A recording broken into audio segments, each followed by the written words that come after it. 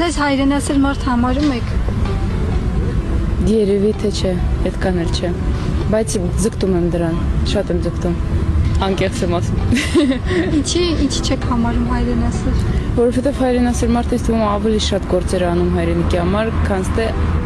առայժմ ես ձգտում եմ դրա համար, ասում եմ, որ գնում եմ այդ քայլերին, բայց ավելի շատ գործերով, ոչ թե ասել, սենց կայնեմ միկրոֆոնի դեմ ասեմ ես հայրենասեր եմ, այլ գործեր անեմ, որ մարդիկ խոսեն դրա մասին։